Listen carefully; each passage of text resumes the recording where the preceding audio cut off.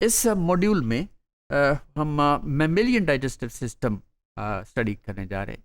और ये जब हम बात करते हैं मैमेलियन की, तो दैट मीन हमने रिप्रेजेंटेटिव मैमल्स में से जो लिया है वो ह्यूमन है, जो कि एक ओमनीवोर है। तो मैमेलियन डाइजेस्टिव सिस्टम में क्या है, क्या ख़ास बात है इसके अंदर? यही है कि क्योंकि ये ओमनीवोर है, हर किस्म की फूड खाने वाला है, एनिमल है। और इसकी दूसरी एग्जांपल्स जो हैं वो पिग्स है, बियर्स है, रैकून्स हैं, ये भी मैमल्स ही हैं। And few other mammals they are omnivores. तो ओमनीवोर्स वो हैं जो हर किस्म की फूड खा सकते हैं, जैसे ग्रेन्स भी खाते हैं, इसके कार्बोहाइड्रेट, इसमें प्लांट्स भी हम खाते हैं, दूसरे मीट भी खाते हैं, एग्स भी खाते हैं, एंड सो ऑन। तो this is the digestive system of human, starting from mouth. तो दिस इज द माउथ, यहाँ से फेरिंग्स है, फिर उसके बाद फिर ये हम इस हिस्से को मैग्नीफाई करके इसको एक्सप्लेन भी करेंगे। तो देयर इज सबलिंगुअल ग्लैंड्स हैं, और ये this part is a tongue part, और ये बकल कैविटी है, बकल कैविटी से होता हुआ फिर this is the pharynx, then the oesophagus, oesophagus के बाद स्टमक आ जाता है, स्टमक से फिर स्मॉल इंटेस्टाइन। तो it's a very complicated, very convoluted tube है, जिसके आगे 3 हिस्से हैं, ड्यूडेनम है, जिजनम है, इलियम है, और उसके बाद फिर ये enters into the large intestine. तो this part is large intestine, और उसके बाद फिर रेक्टम है। तो दिस इज, और इसके साथ ही ये एसोसिएटेड ग्लैंड्स है, which is the liver, big gland, dark brown in structure, और इन इस लूप के दरमियान there is present the pancreas. तो दिस इज वेरी, जिसे कहते हैं ब्रीफली और बहुत जनरलाइज्ड फॉर्म में हमने ये डाइजेस्टिव सिस्टम को देखा।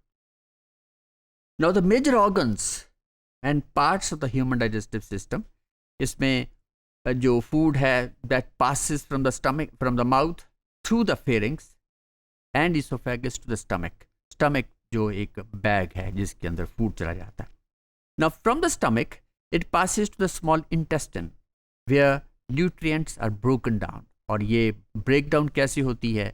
जाहिर है कि ये बाय द एंजाइमेटिक एक्शन होती है, और प्रोडक्ट्स ऑफ डाइजेशन बन जाते हैं। जैसे ही बन जाते हैं तो देन इट स्टार्ट्स एब्जॉर्बिंग, और मुख्तलिफ हिस्सों में से मुख्तलिफ जो प्रोडक्ट्स ऑफ डाइजेशन है दे आर एब्जॉर्ब्ड। और ये फिर एब्जॉर्ब होकर कहाँ जाते हैं? ऑब्वियसली इन ब्लड, और फिर साथ ही साथ लेक्टियल्स ऑफ लिम्फेटिक्स के अंदर, जिसे हम लिम्फेटिक सिस्टम कहते हैं। इसको भी हम ये देखेंगे कि इसके अंदर कौन सी फूड एब्जॉर्ब होती है। Now nutrients then move to the large intestine where water is reabsorbed, क्योंकि जो लार्ज इंटेस्टाइन का मेन फंक्शन जो है यही है कि it absorbs mostly water, and that again comes in blood. और अगर इसके अंदर इन्फेक्शन हो जाए तो वो फिर वाटर एब्जॉर्ब नहीं होता, और जिसकी वजह से stool that becomes watery then. तो ये और अगर नॉर्मल केसेस के अंदर the food is absorbed, water is absorbed, leaving behind the fecal matter, which is then excreted through the, which is then eliminated rather, it is then eliminated through the anal aperture. Now in mammals, ये जितने भी digestion की जो process हैं उनको हम by headings explain करते हैं। In mammals, the process of digestion and absorption of nutrients includes, सबसे पहले तो ingestion है। ये ingestion का मतलब है to take the food in। हम नवाला बनाते हैं, हम वो फिर अपने हाथों से मुंह में डालते हैं। तो this is what is called, this is और ingestion कहते हैं इसको। उसके बाद फिर जब हम उसको मैस्टिकेट करते हैं, उसका बोलस बनाते हैं, जिसके अंदर फिर वो एक बॉल ऑफ जो फूड है वो पार्टली डाइजेस्ट भी हो जाता है और स्लाइमी भी हो जाता है। फिर ये that moves through the oesophagus, और by peristaltic movements it moves down, food moves down, the bolus moves down into the bag which is called as stomach. और ये जो है ये पेरिस्टाल्सिस को हम देखते हैं, ये डिटेल में देखेंगे कि यहाँ पे it pushes, it is a wave of contraction जो कि फूड को आगे पुश करता है अलोंग द इंटेस्टाइन, क्योंकि अगर ये पेरिस्टालसिस नहीं होगी तो फूड आगे ही मूव नहीं करेगी। और इसके साथ फिर सेगमेंटेशन है जिसे हम डिटेल में देखेंगे। तो सेगमेंटेशन जो है ये एक तरीका है, एक पेरिस्टालसिस है जो कि पुश करता है, और सेगमेंटेशन जो है फूड उसको मिक्सिंग, यानी स्टमक के अंदर ये इंटेस्टाइन के अंदर जो फूड है वो मिक्स होती है, और ये मिक्सिंग जो है that is brought about by the muscles of which are present in the intestine. फिर इसके बाद है सिक्रीशन। सिक्रीशन किस चीज़ की? हार्मोन्स की सिक्रीशंस, फिर एंजाइम्स की सिक्रीशंस, जो कि मुख्तलिफ ऑर्गन्स ये सिक्रीट करते हैं और फिर डाइजेशन को कंप्लीट करने में बहुत ही मददगार साबित होते हैं।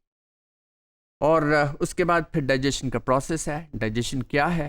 डाइजेशन दरअसल it is a break down of complex food substances into diffusible molecules. ये बहुत इंपॉर्टेंट लफ्ज़ है, डिफ्यूजिबल मॉलिक्यूल्स, यानी कि ऐसे मॉलिक्यूल्स जो कि फिर सेल मेम्ब्रेन में से पास होके और इंटेस्टाइन में से एब्जॉर्ब होके that moves directly into the blood. और ये भी डिपेंड करता है कि कौन सी चीज़ें डायरेक्टली ब्लड में जाती हैं, कौन सी चीज़ें ब्लड में डायरेक्टली नहीं जाती। तो digestion, the conversion of large nutrient particles और मॉलिक्यूल्स इनटू स्मॉल पार्टिकल्स और मॉलिक्यूल्स।